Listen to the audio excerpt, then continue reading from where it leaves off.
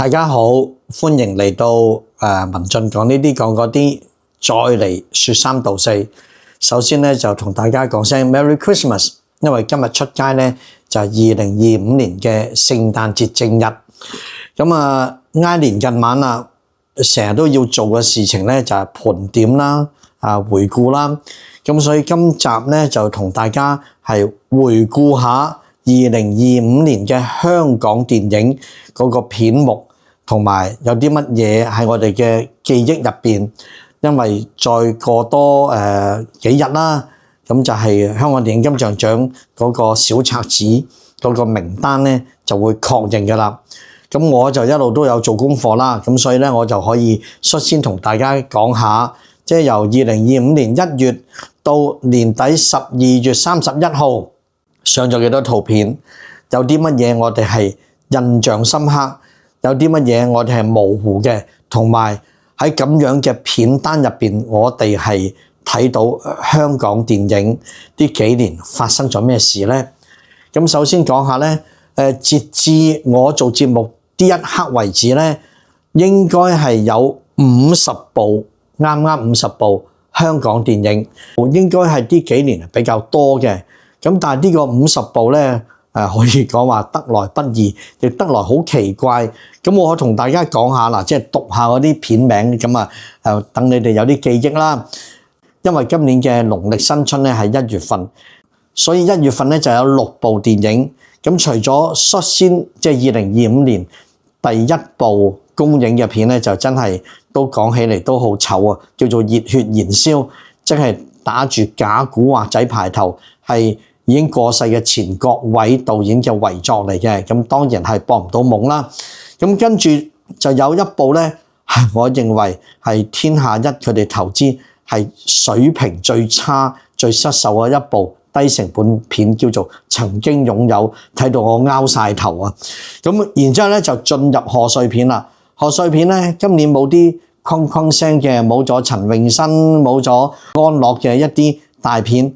咁有2部中型片咧就係嚟賀歲，分別咧就係長島必贏同埋臨時決鬥。咁仲有一部嘅就係晶哥同埋葉念琛合作嘅，叫做麻雀女王追女仔。不過咧票房就差到大家都唔敢提啊。咁除此之外有一部勁大片、勁嘅導演就係徐克嘅《射雕英雄傳之俠之大者》。不過全部係內地，其實當佢國產片多啲嘅，因為肖戰即係個女主角嗰啲，大家都唔係好熟悉，即係香港人內地梗係即係好厲害啦。2月份有2部片，但係呢2部片咧，咁我相信大家都係麻麻地，同埋係遺忘咗嘅，就係一部馬來西亞製作，不過符合我哋香港電影定義嘅，叫做《哈哈哈新年喜戲》，大家記得啦，姜皓文孭晒飛嘅。咁另外咧就係一年一度應該從來都冇缺席嘅啲10零年嚟，就係李居明大師嘅紀錄片，就叫做《大迷信之大結界》啊。咁就係2月份啦。咁個市道咧就當然好差啦，啲人已經去戲院卻步啦。咁到3月份咧，只係得1部新片上畫，嗰部戲叫做《贖夢》。張家輝自導自演，都係好特別嘅另外一種類型片嚟嘅。到4月份啦，雖然有復活節嚟，都仍然冇起色，只係得2部戲嘅啫，就係《賭破法蘭克》。我記得呢部戲咧係參加過首部劇情計劃之旅嘅，不過就好似都係失落咗。居然揾到投資方，但係呢部戲真係方方面面都唔係太成熟。咁另外一部咧就係彭浩翔監製嘅。Irene 溫碧霞自娛自樂啦，我相信佢都係出品方啦，就係《荒島美人魚》啊。咁佢首映想請我睇，但我撞咗期，所以我一路都冇睇到。咁到5月份啦，5月份開始個市道好啲啦，有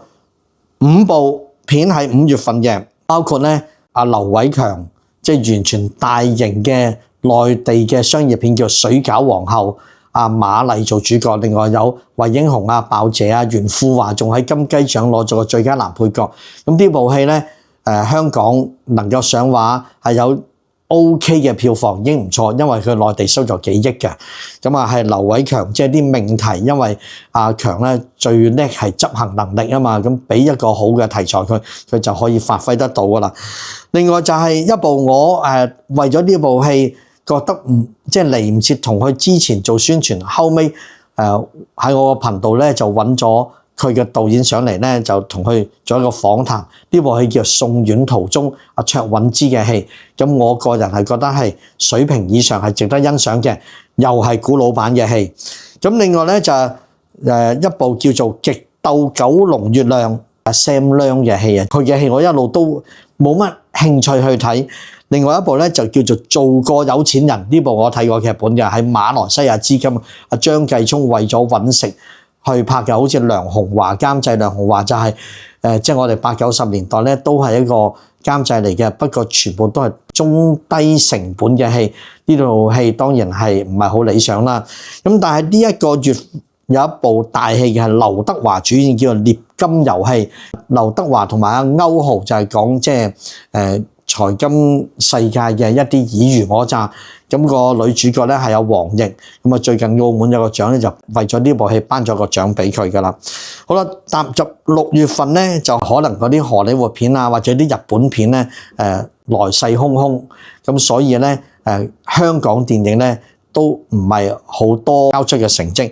咁呢個月咧有一部係口碑好好嘅戲叫做《不赦之罪》，相信阿黃秋生都係即係來屆影帝熱門提名人啦，攞唔攞獎就再講啦。另外又有一部就係阿古老闆嘅戲，叫做《私家偵探》，係阿李子俊同埋阿周文源聯合導演喺馬來西亞拍嘅。天下一佢慢慢即係啲資金轉移到去靠馬來西亞嘅錢啊，四周圍撲水啊，咁呢個都係即係殘酷嘅市場現實。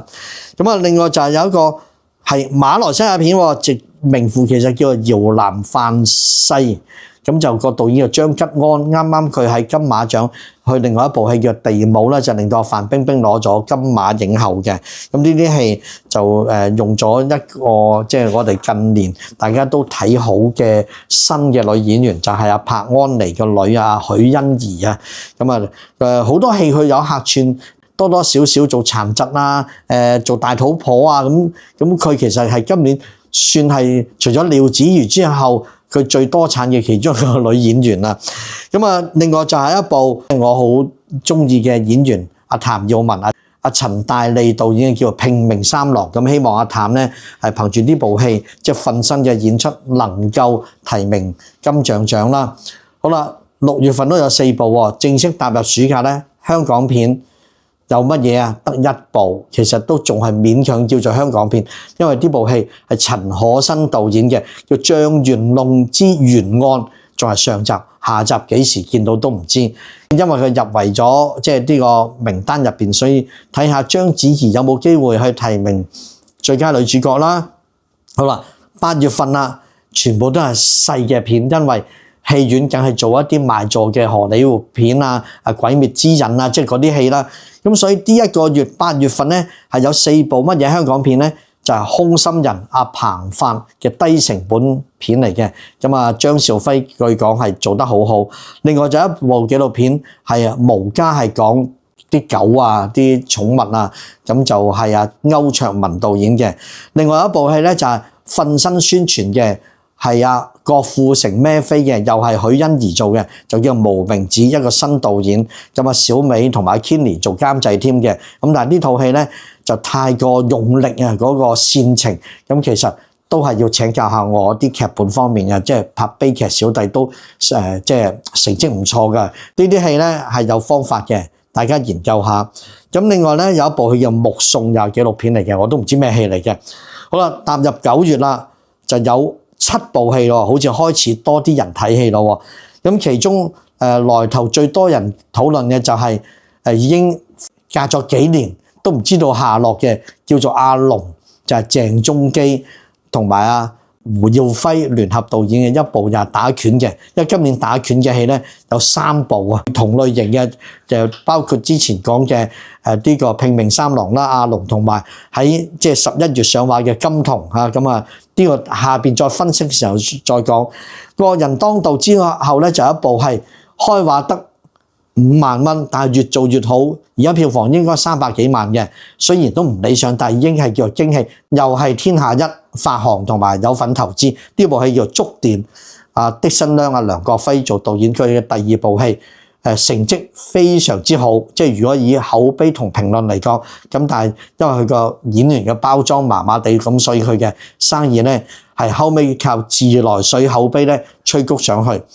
另外咧就有一部叫做《愛還記得》，唔知咩戲，我冇睇到。同埋呢一個月有一部大片，不過喺內地係大片，喺香港咧啲人就用有色眼鏡去睇咧，就唔係好中意捧場。嗰套戲叫做《蛟龍行動》，係林超賢做導演嘅。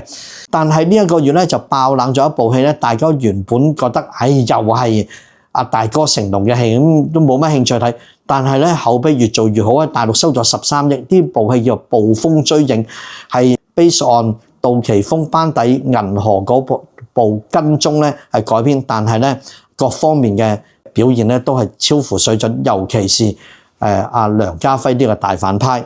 咁都希望佢能夠被提名啦。好啦，9月份有7部，到10月份國慶又有咩咧？有一啲咧就9月份一路延續做落嚟啦，好似觸電啲係，但係10月份即係11國慶最來頭最勁，基本上成為城市話題嘅一部作品就係已經好多年，就係都市嘅傳說，就係阿麥浚龍花咗聽講話4億拍嘅《風林火山》。咁小弟喺呢個頻道咧都蹭咗啲流量啦，咁都係對呢部戲咧有啲即係人哋唔好聽咁講，就係指指點點啦，或者係一啲善意嘅批評啦。好啦，咁《風林火山》之外咧，另外一部新片咧，其實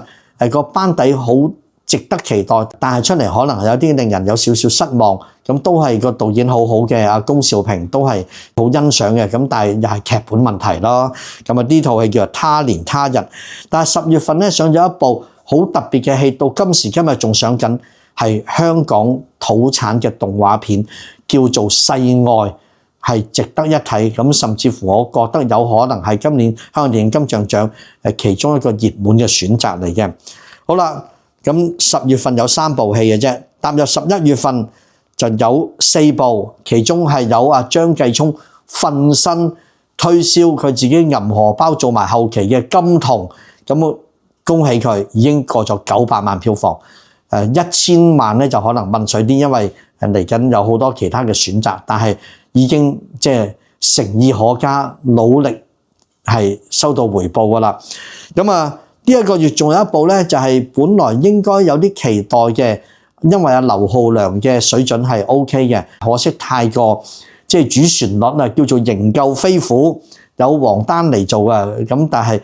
呢個飛虎咧就唔係我哋香港啲飛虎隊，而係即係2次大戰時候嗰個美國空軍飛虎隊啊。咁呢一個月咧11月仲有一部話題作，係阿陳家樂同埋廖子瑜，即係殘疾人嘅性愛3級，譚慧晶導演，叫做《像我這樣的愛情》。咁而11月份對小弟嚟講最期待最驚喜嘅當然就係阿舒淇第一次做導演拍嘅《女孩》。咁原來呢套戲咧係有一啲香港資金，所以符合咗香港電影呢個定義，都係被選喺呢個香港電影金像獎嘅片目入邊。好啦，咁呢個11月4部，咁今年全年50部，數埋嚟都係40部唔夠喎。原來喺12月份咧，唔計可能呢幾日仲有啲變數，仲有多1部2部都未定，居然有11部片係喺12月上畫嘅。咁當然有啲係真係正常檔期啦，但係有啲就係所謂偷步電影，即係符合金像獎嘅條件，就係喺戲院公映5場，每場超過50人嘅座位啊，咁就符合資格啦。好啦，咁讀下俾你哋聽，有一部口碑越嚟越好啊，黃柏基，即係呢個都係值得欣賞嘅導演嚟嘅。佢嘅《逆轉上半場》啊，小朋友踢波我仲未睇，咁但係會去睇嘅。另外咧就係有啲用翻以前香港片大陸以為受歡迎嘅套路，就係阿麥兆輝嘅內幕啊。咁有郭富城、吳鎮宇，有方中信、任達華，但係真係無論票房口碑，今次滑鐵盧，阿 Alan 應該要好好思考下你跟住嘅導演之路係點樣啦。咁另外一部叫做《早鳥，仲有一部咧叫殺手4，就係呢個靚仔魏晉生孭飛嘅，仲去日本。咁但係咧，無論成本定係手法都比較鑄亂啲啦，但都有人欣賞嘅。咁我又係未睇，因為好忙啊，呢2個月。咁另外一部叫《女孩不平凡》，一部叫《今天應該很高興》。咁有幾部咧就D 輪會爭取上畫嘅，有部叫《電競女孩》，有部叫 UFO 離奇命案。咁但係另外一部 UFO 片叫《再見 UFO》咧，就即將上畫。呢部戲係即係擺咗喺度倉成6年㗎啦。咁另外咧就係范冰冰嗰套馬來西亞片啦，《地母》都係會上畫嘅。然之後咧就係好頭好尾啦。古生喺今年嘅1月份咧就率先搶閘即係臨時決鬥。臨年尾咧佢嘅《尋秦記》另一個都市傳說咧卒之公映啦，喺12月31號。當然而家大家都未睇到啦。咁今個月咧加埋有11部，仲有一部可能會符合資格，但係即係 D 輪喺度討論緊。咁所以加埋係有50部，就喺2025年公映過嘅香港電影。咁同大家盤點到呢度先。咁至於睇咗呢個片單之後，對於香港電影嘅前途嘅反思有乜嘢諗法呢？咁我會下一條片同大家分享嘅。好啦，喺呢度就支持本頻道，請大家點讚、留言、分享、訂閱，撳埋個鐘仔。好啦，係咁啦，聖誕快樂，拜拜。